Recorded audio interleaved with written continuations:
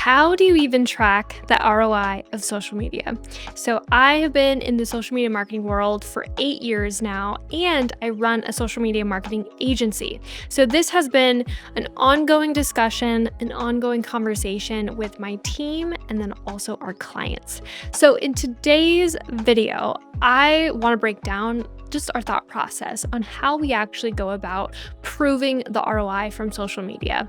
First things first is figuring out what the client's goals are for social media. So when I'm on a sales call with a potential client, I always ask them, what are your goals for social media? Like, what are you looking to get out of social media?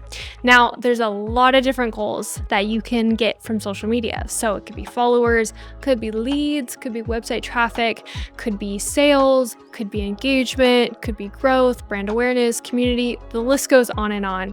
So that right there is very, very helpful to figure out, okay, what are the client's goals for social media? And then we can reverse engineer a strategy based on their goals. So if a client wants follower growth, that strategy is going to look different than if the client wants sales.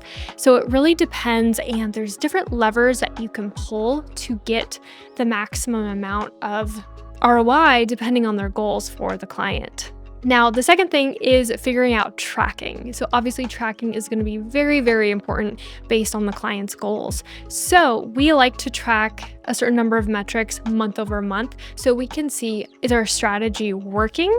Are we delivering on the goals that the client wants, or do we need to pivot? Do we need to adjust? So that's why monthly reporting is so important so we can see the direction that we're headed in. Now, more specific on tracking, obviously you can look at Instagram, TikTok, Meta. You can look on the back end to see what sort of metrics they have, and you can screenshot those, put them into a nice Canva report, or you can set up some sort of like software for tracking. So I know Later has a great tracking.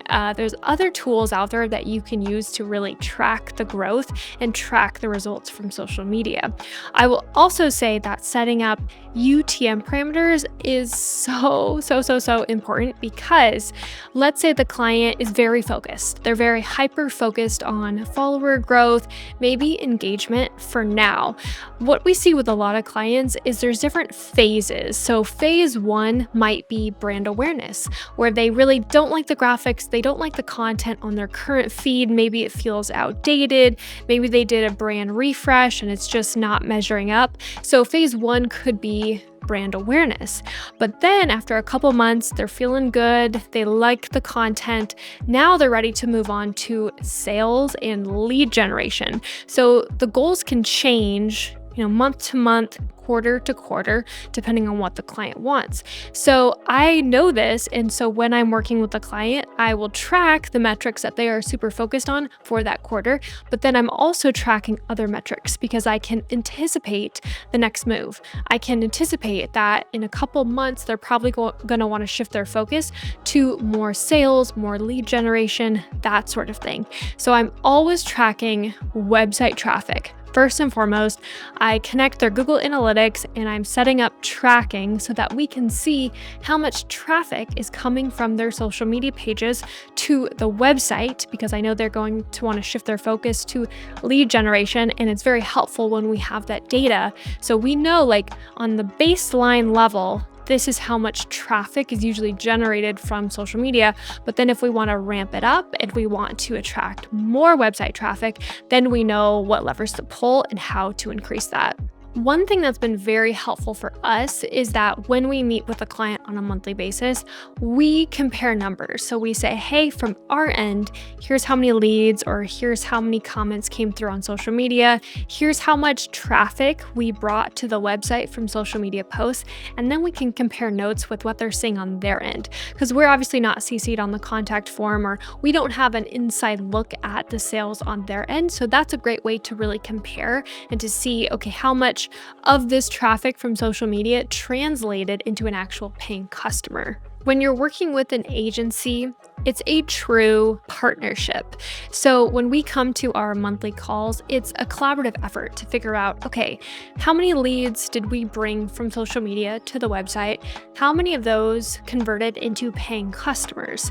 So it's a really nice collaborative effort to figure out, okay, where are the gaps in the sales funnel and how can we patch those gaps up and bring in as much traffic as we can from social media to the website. So for example, if we can track, okay, our social media efforts brought in 50 leads from social media content to the website and only 15 of those actually became paying customers, there is a hole somewhere in the website realm that we need to fix, that we need to figure out, is it the copy that's turning people off? Is it the user experience? Is it the load time? Like, where is the disconnect and where is the gap? And then how can we help this client figure out that gap so that we can bring as many leads as possible to them becoming paying customers? So this is very helpful for the client to dial in their tracking on their end. So if they have a contact form on the website, having a little checkbox that says,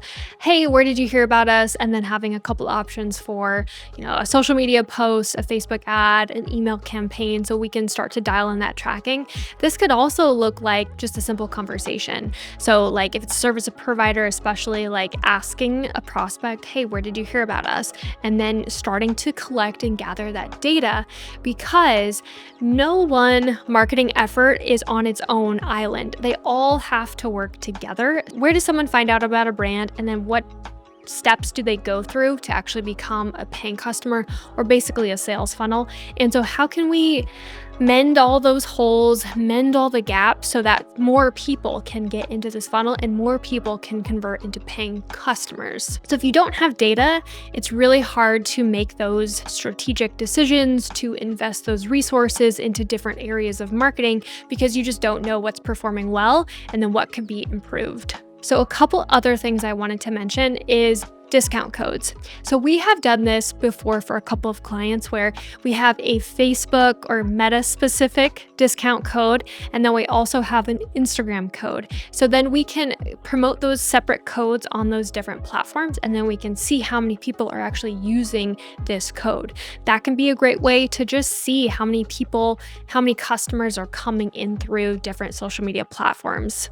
This could also look like doing different giveaways on different platforms. So doing like a TikTok giveaway that you only promote to TikTok, or an Instagram giveaway you only promote on Instagram, to start to determine and track which platform is bringing in the most leads, like which platform is bringing in the most amount of business. Thank you so much for watching. Let me know if you guys have any follow-up questions on that, and I'll see you in the next episode.